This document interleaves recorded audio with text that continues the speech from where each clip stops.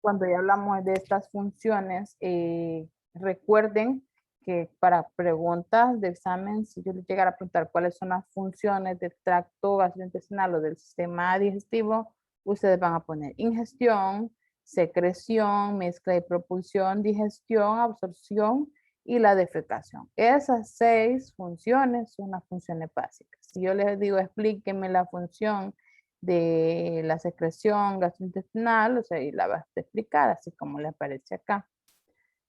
Bueno, entonces, los procesos digestivos, primero tiene que ver algo con la ingestión, después la propulsión, la digestión mecánica, y aquí es donde aparece desde la ingestión, desde un alimento, llevamos luego a la propulsión, lleva el alimento hacia la faringe, de ahí sucede la digestión mecánica en esa parte, la lleva hacia el esófago,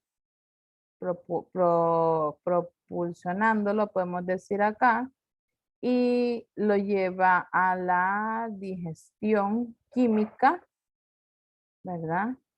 Dentro del estómago, ¿verdad?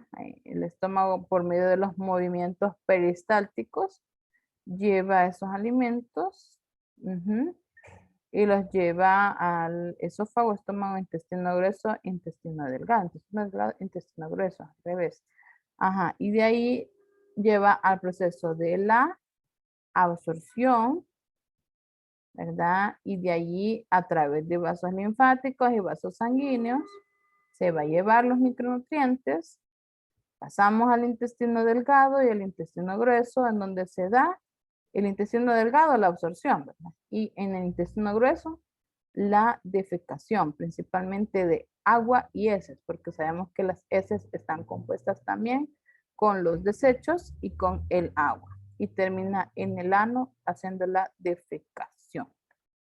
Aquí en la digestión mecánica, dentro de la digestión mecánica que se da en la boca, ahí pasa al estómago como un batido y de ahí pasa a la segmentación, como una segmentación, pasa al intestino delgado, aquí, en esa parte.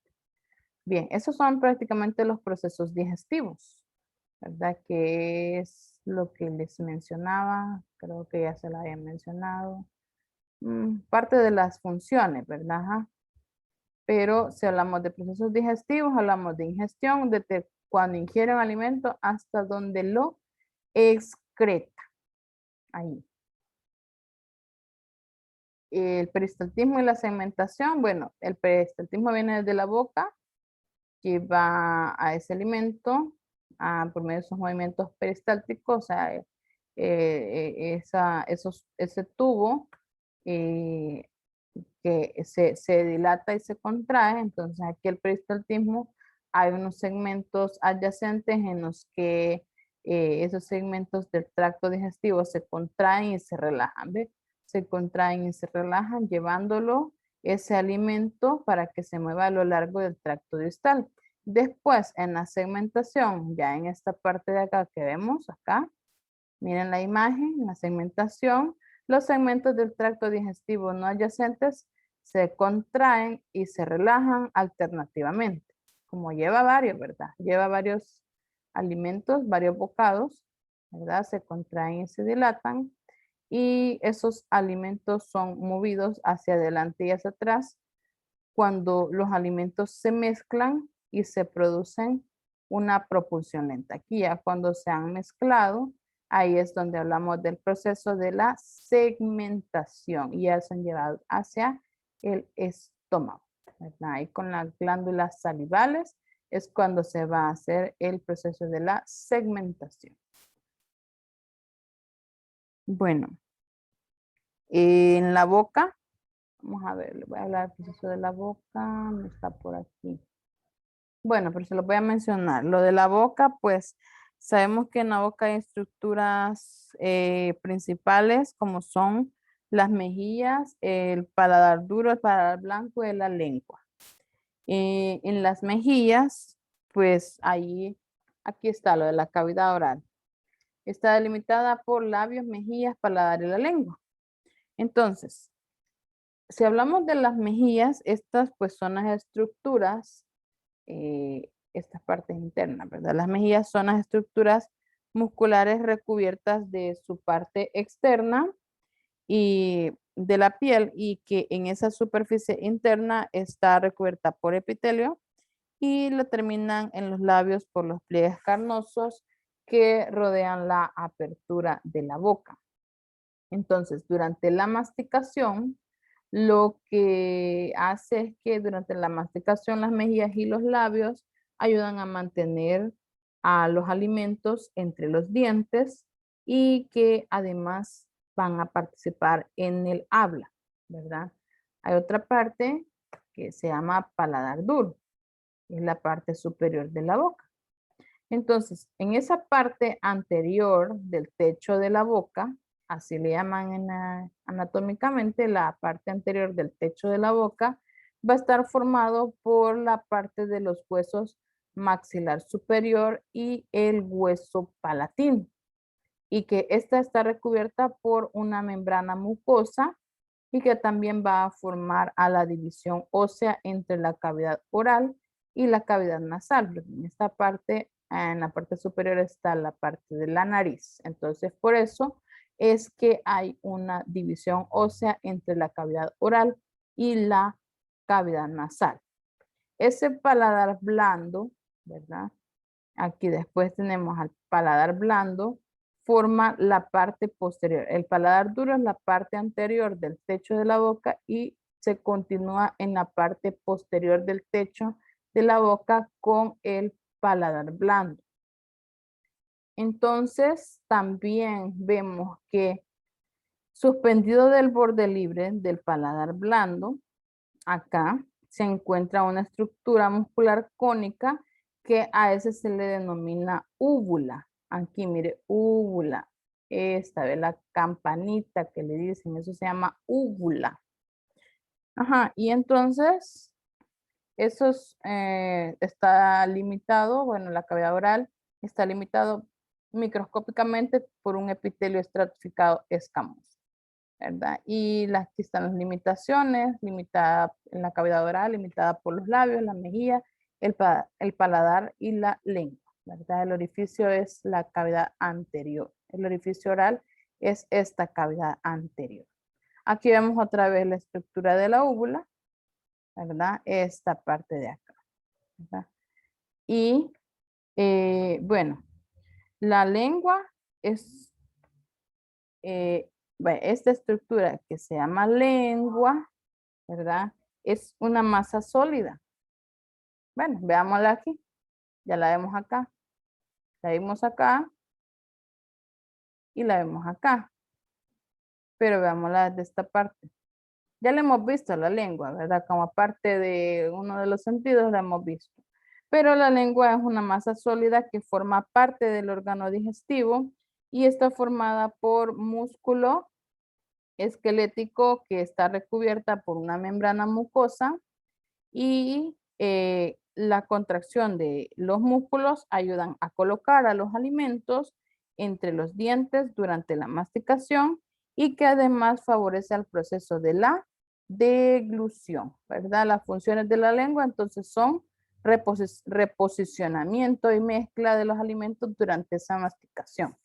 La formación del bolo alimenticio, ¿verdad? Ahí en la lengua es donde es la base, donde se sostienen esos alimentos y se comienzan a mezclar con la saliva y entonces inicia el proceso de la deglución. También tiene que ver con el sentido del habla y el sentido del gusto, ¿verdad? El habla y el gusto. Y los músculos extrínsecos alteran a la posición de la lengua, o sea, esos son los que pueden hacer que movamos la lengua. ¿Para qué? Para poder hablar, para poder llevar esos alimentos de la parte anterior a la parte posterior. Y bueno, otra vez voy a volver a mencionar lo de las papilas, ¿verdad? Pero aquí las vamos a ver, ya las habíamos visto una vez. ¿Y qué tiene papilas? ¿Cuáles son esas papilas? Tiene filiformes, fungiformes, circunvaladas y las foliadas. Veamos a las filiformes. Busquemos a las filiformes y aquí, las vemos, y que son la parte como que son blanquecinas y que dan la rugosidad a la lengua, ¿verdad? En la parte anterior de la lengua, ¿verdad? Y son las que van a proporcionar la fricción. Las papilas fungiformes o rojizas, veamos las fungiformes, las buscamos, las vemos, fungiformes, aquí están. Están como en la parte intermedia. Las fungiformes o rojizas son estas, son las que están dispersas en la lengua. Acuérdense que las foliadas son como la parte blanca. Las fungiformes son las que están dispersas en la lengua, ¿verdad? Y son dispersas. Se vuelven un poco rojizas, por eso se le llama fungiformes rojizas. De ahí hablamos de las circunvaladas, un poco en la parte posterior.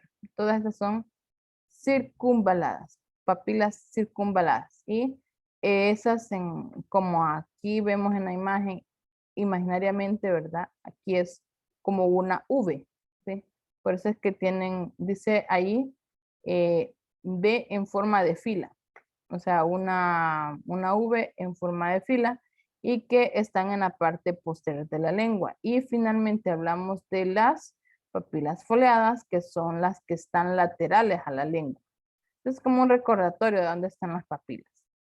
En las partes laterales de la lengua y tenemos 4 tipos de papilas: filiformes, fungiformes, circunvaladas y las foliadas. Y se me olvidaba mencionar algo. Aquí que las glándulas salivales. Bueno, aquí vamos con las glándulas salivales ya. Y entonces las glándulas salivales están localizadas fuera de la boca. Ellas ya están localizadas fuera de la boca, pero estas glándulas vierten sus secreciones en conductos que van a desembocar en la cavidad oral. Aquí hablamos de las glándulas, como las veíamos en una de las imágenes. Tenemos glándulas sublinguales, tenemos glándulas submandibulares, tenemos glándulas parótidas. Entonces, estas glándulas son las que vierten sus secreciones en conductos que desembocan a la cavidad oral, o sea, dentro de la cavidad oral. Y que existen 3 tipos o 3 pares de glándulas salivales. Ahí encontramos a la parótida. Aquí solo vemos del lado izquierdo a este paciente, pero del lado derecho también tiene. Entonces, por eso son pares de glándulas.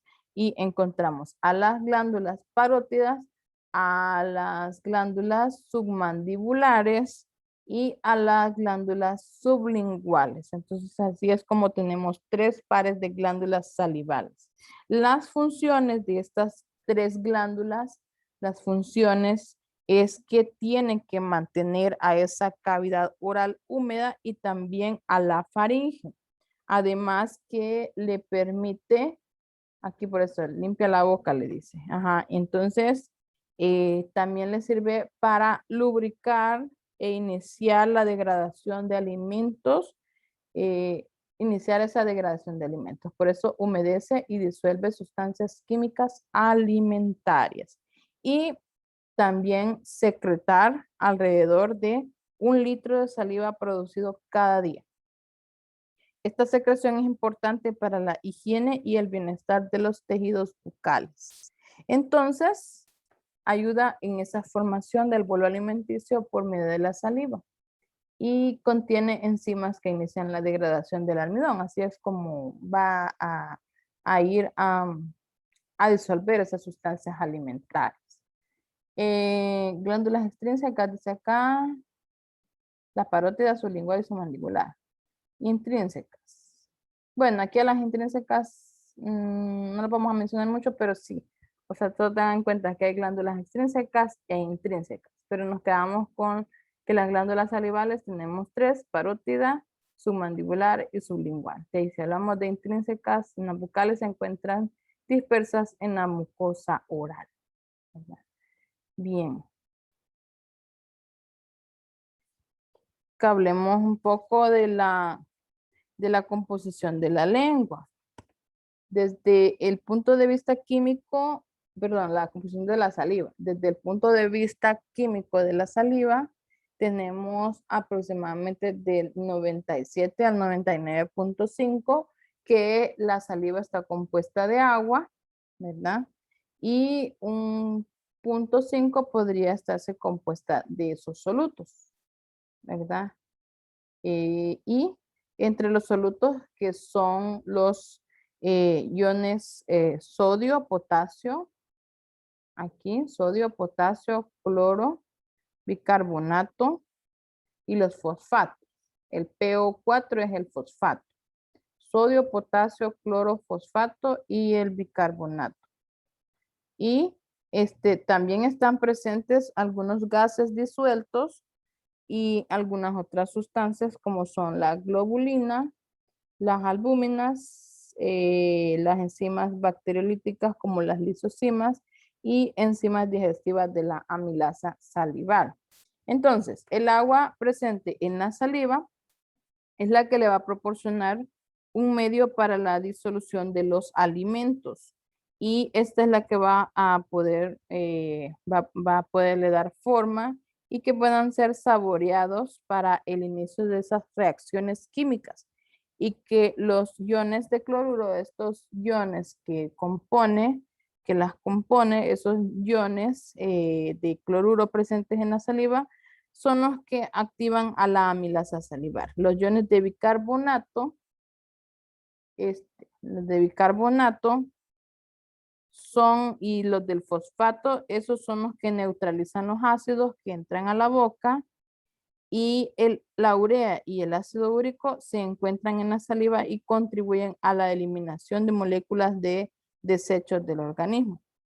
El moco, el moco va a lubricar al alimento y de forma que va a poder ser movido más fácilmente en la boca y va a poder moldearlo haciendo que se vuelva esa masa redonda y se vuelva digerible, ¿verdad? Y que pueda ser deglutida. Entonces, también hablábamos de otras enzimas acá en las partes de las lisocimas y esas pues que se encuentran en suficientes cantidades para destruir todas las bacterias. Por eso las lisocimas IgA y defensinas son las que las protegen de esos microorganismos o le protege y le destruye las bacterias de la boca. En la boca tenemos varias bacterias, entonces no estamos libres de bacterias en la boca, ¿verdad? Porque en la saliva tenemos grandes cantidades de bacterias.